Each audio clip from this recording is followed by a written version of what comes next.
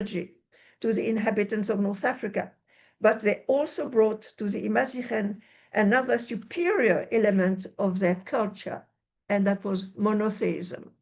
They converted the animists Imazighen to Judaism.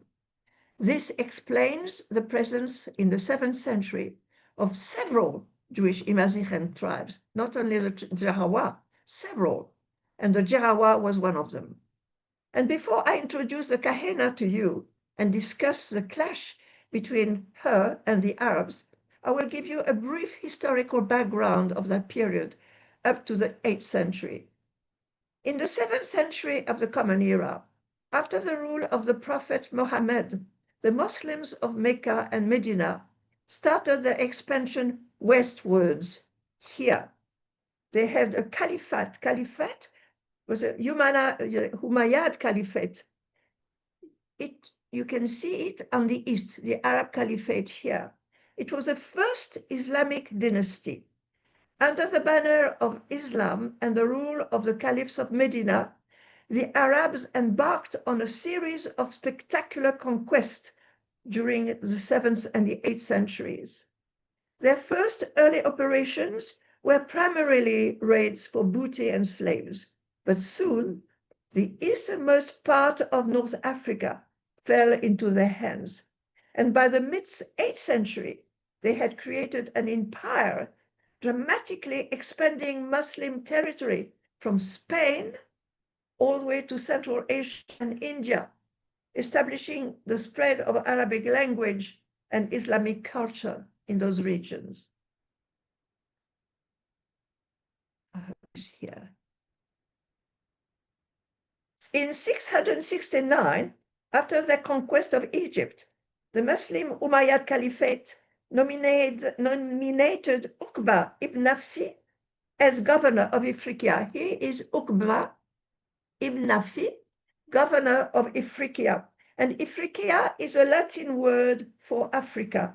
In fact, it occupies modern-day Tunisia, eastern Algeria, and western Libya. Here we are. Ifriqiya is on the west of Africa, in the Maghreb, here. Uqba went on to conquer the Maghreb. He was one of the most prominent Muslim commander in the Arab army during the early phases of the conquest of North Africa. He was first governor of Ifriqiya, and then he was a commander of the Arab army of North Africa.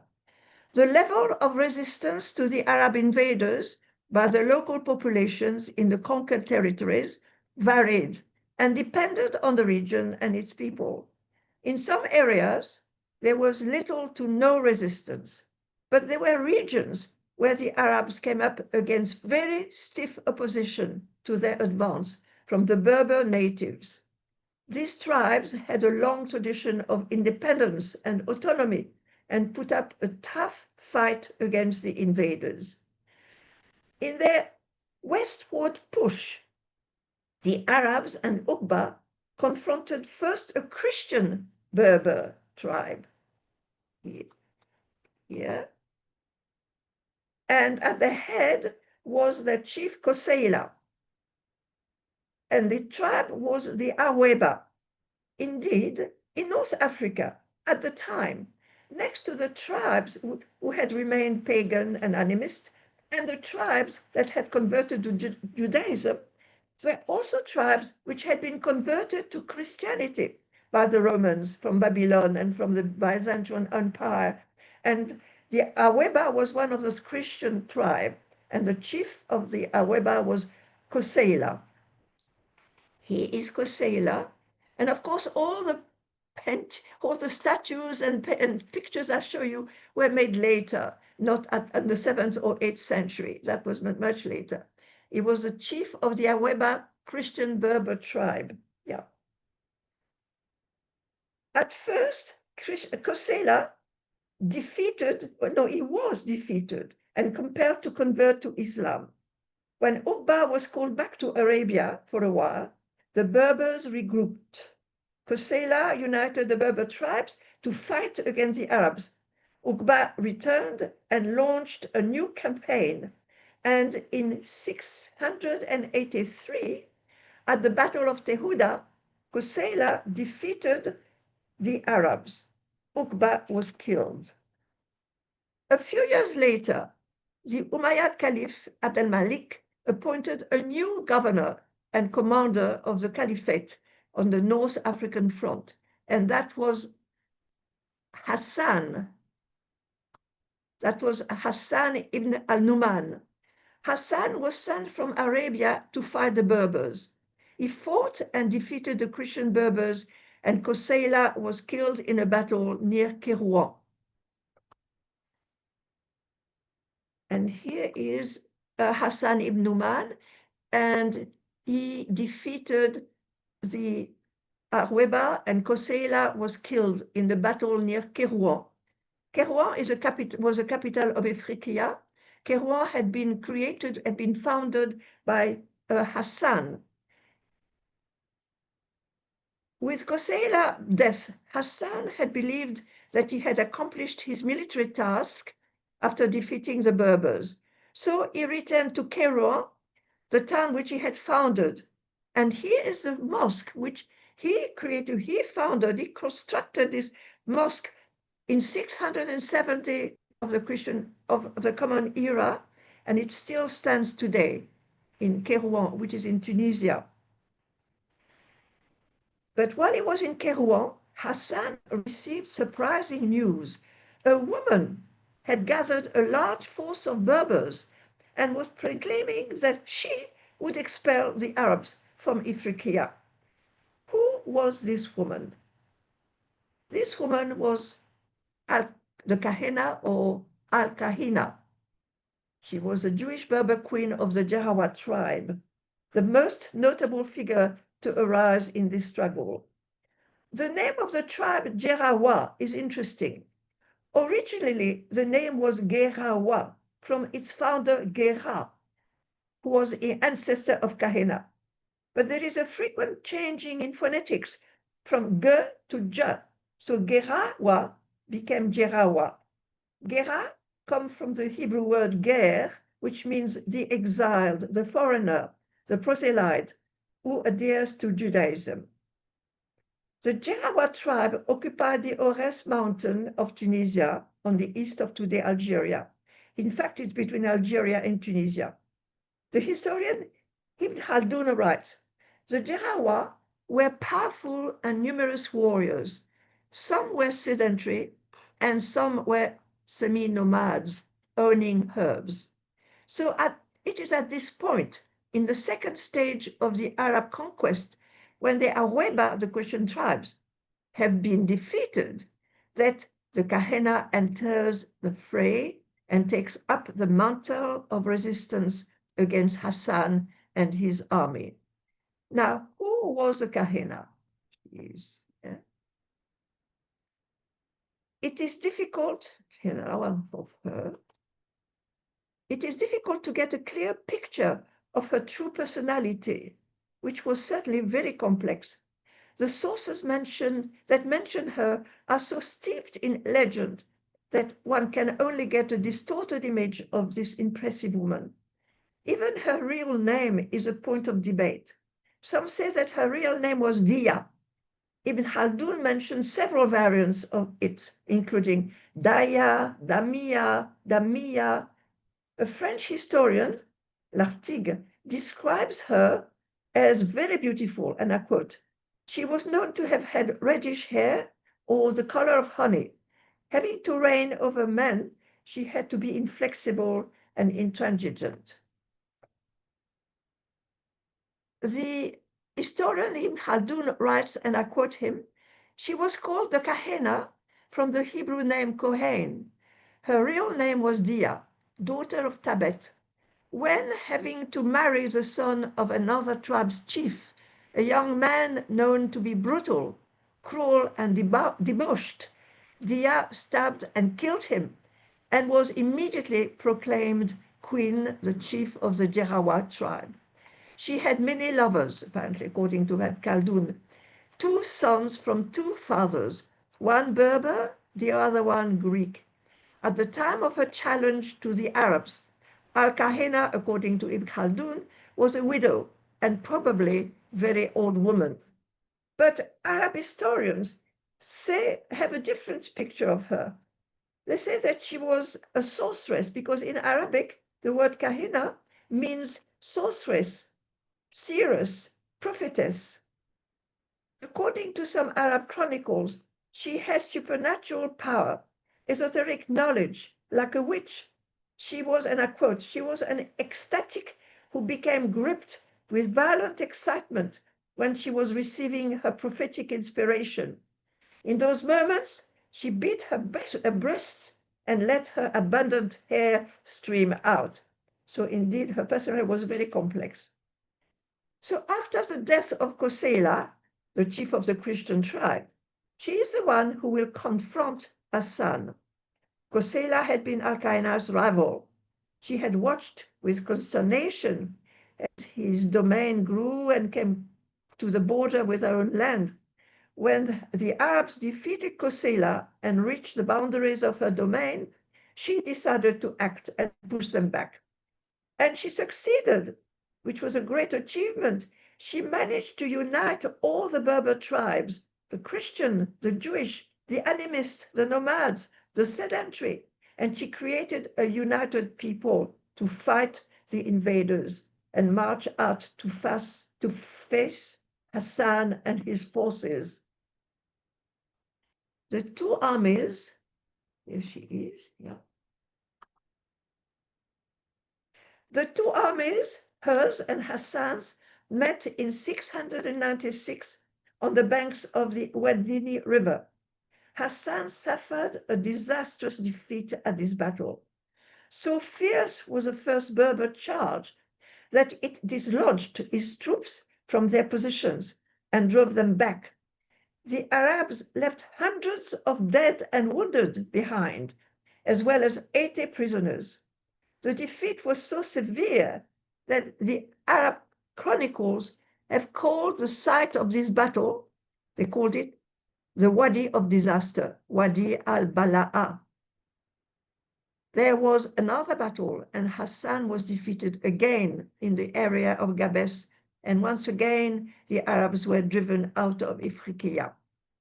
Satisfied with her accomplishment, Al-Kahina withdrew to her own territories instead of marching on to Kairouan, where Hassan had retreated, which she should have done. Hassan was commanded to halt his retreat. He established a camp to the east of what is today Tripoli, and he regrouped his forces and waited there patiently for the right moment to strike. After her victory, Al-Kahina expanded her domains. She occupied large parts of Ifriqiya, but not all of North Africa, as some sources claim. She treated her prisoners well, and, as is customary in many tribal societies, she adopted one of them, Khalid ibn Yazid, here we are. She adopts her prisoner, Khalid ibn Yazid, as a son. Some chronicles mention that there was an amorous relationship between the Kahina and Khalid ibn Yazid. Others say that she may also have had political objectives for doing this. By adopting one of the Arab prisoners, she may have hoped to establish relations with the Muslims and to prevent further incursions into her domains. Unfortunately, she failed to dissuade Hassan from renewing his attacks. The misguided assumption that the Arabs were there to plunder the villages led Al-Qaeda to implement a scorched earth policy. She ordered her people to burn crops and farms, to kill the herds, to destroy orchards and villages. Here is perhaps what a Berber village used to look like. We really don't know, but here's another picture of a Berber village. So she ordered her people to burn crops and farm. She devastated large areas of her domain. This scorched earth policy caused a rift in the ranks of Al-Qaeda's followers, who were unhappy with the destruction of their properties and the devastation of the lands, especially disaffected were her sedentary subjects, the farmers, the townspeople, the merchants, who relied on the land and agriculture for their livelihood. Many of these people either fled the region or begged Hassan to intervene.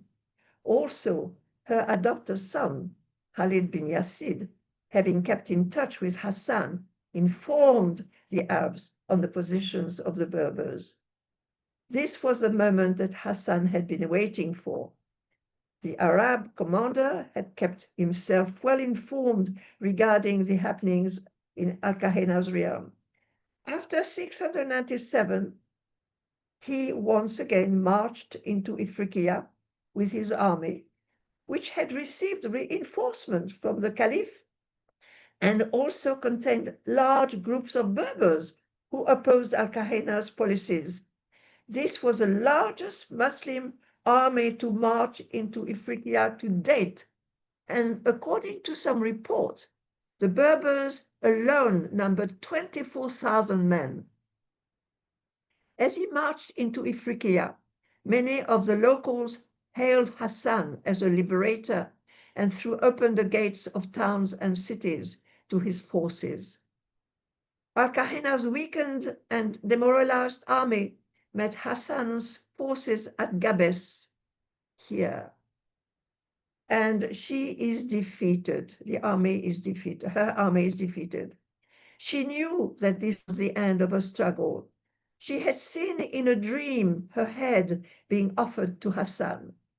It was after this defeat that Al-Qaeda commanded her sons, her two sons, to defect to the Arab side. In this way, they would continue to reign over the Jarawa tribe, but she would not convert to Islam. Hassan welcomed Al-Qaeda's sons into his army and made them officers, and in a sense, although also adopted them into the Islamic fold.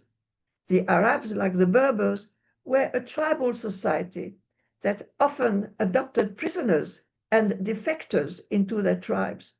Al-Qaeda was attempting to flee to the Ores mountain, her stronghold and the center of her power, when Hassan's forces caught up with her and forced a battle. The final battle took place in 701 in a place called Tabarka. And Qaeda's army is crushed in the Battle of Tabarka, and she dies in the fight. It was in this region is between Tunisia and Libya. According to legend, she perished near a well, which to this day carries her name. It's called Bir al-Kahina. Other chronicles have her fight and die south of Tunis in a place called El Jem, and we visited that place. We went to El Jem, that we were told that she had been killed here. Of course, the locals like to give some importance to their areas by connecting those areas to some historical happening or some historical person to attract tourists that way. No wonder how many places in France Napoleon had slept, so many castles and towns. But here it was El Jem, and she was killed apparently in El Jem. After this defeat, the Berbers of the Ores Mountains asked the Arabs for amnesty, which they were granted. 12,000 of them joined the Arab army, converted to Islam, and were put under the command of Al-Qaeda's sons, who would play a role in the subjugation of the rest of North Africa and the conquest of the Iberian Peninsula in 711. Al-Qaeda defeat spelled the end of the Berber resistance to the advance of the armies of the Caliphate, which by now contained as many Berbers, if not more, as Arabs. Hassan ibn Numan was recalled by the Caliph, and he was replaced with his protégé Musa. Musa continued the policies of his predecessor of taking a reconciliatory attitude towards the Berbers and incorporating them into the Muslim armies, allowing them shares in the spoils of war. By 710,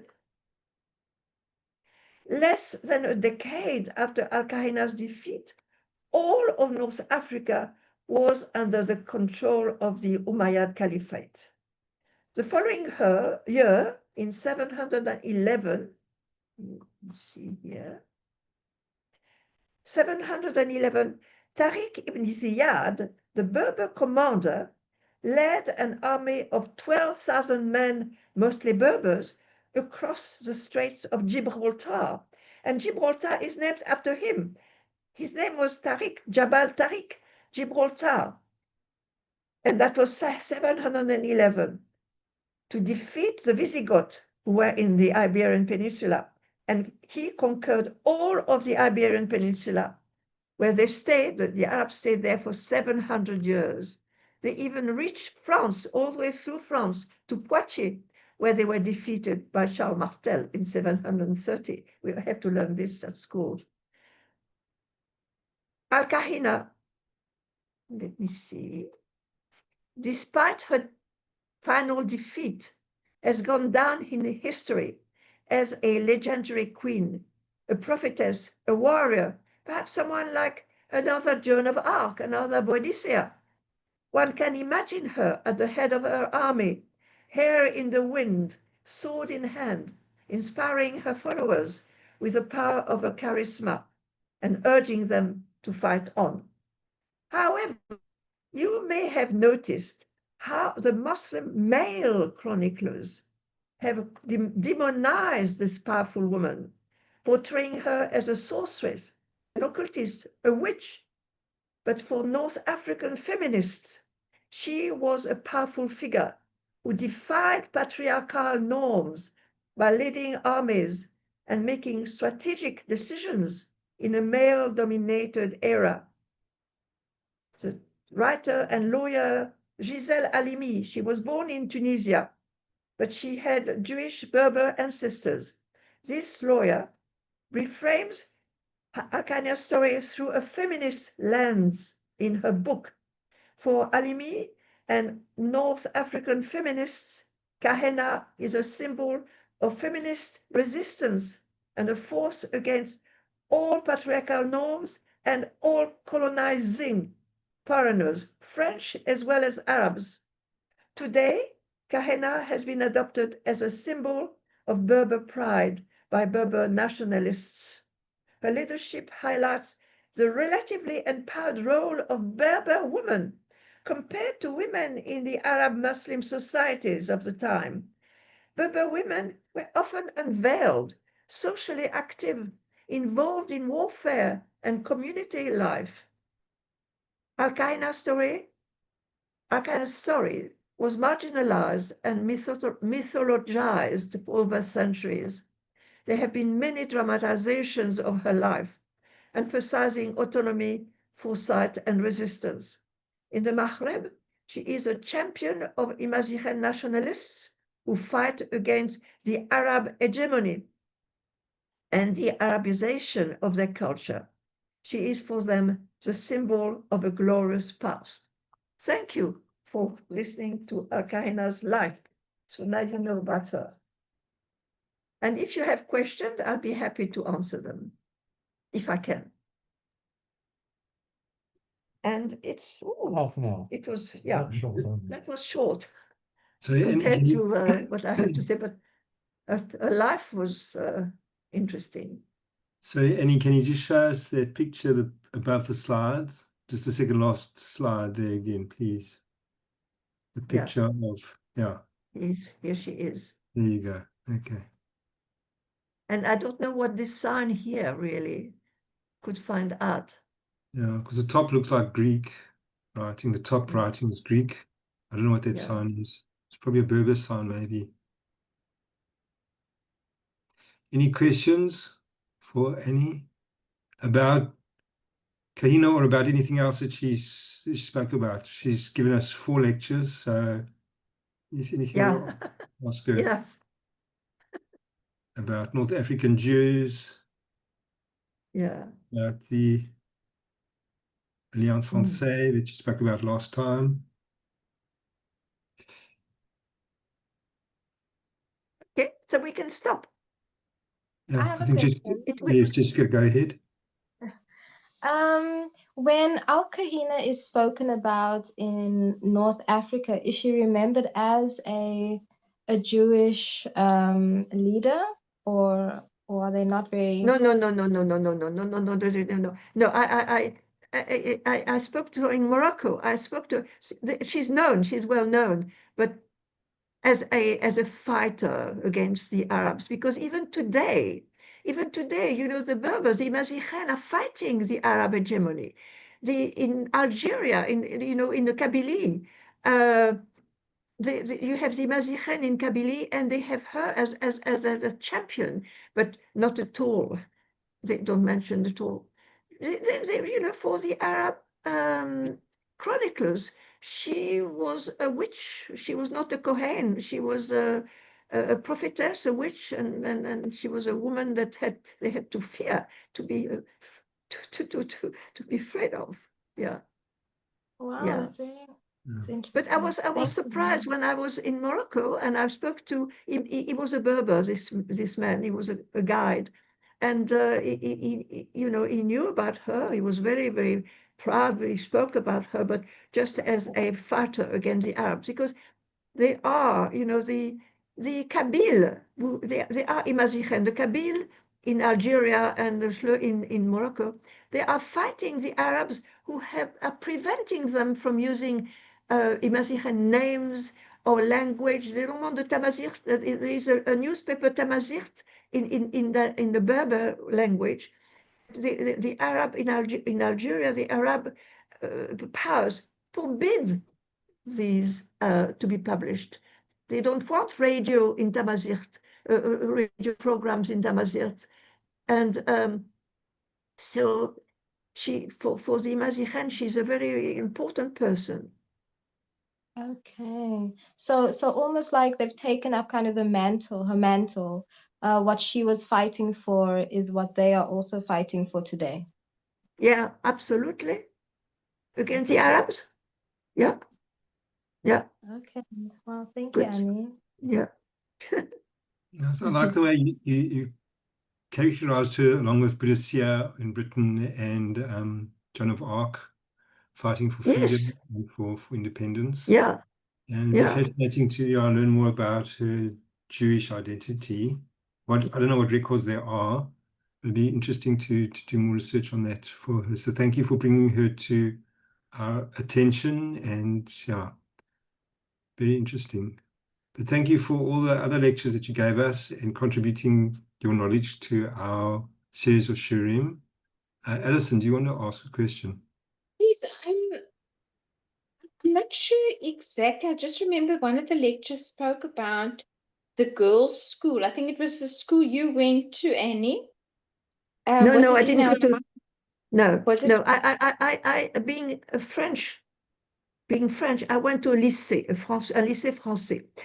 The schools which were founded by the Alliance Israélite Universelle stopped at the age of 13, 14. Didn't go all the way to baccalaureate. And you had 80, in Morocco, there were 80 of the schools for Moroccan Jews. But in Morocco, as I said in my previous talk, you had French Jews and Moroccan Jews. The French Jews had come from Algeria and they could go to French schools. And the Moroccan Jews couldn't. They went to the Alliance Israélite schools, but they stopped. They couldn't go to university,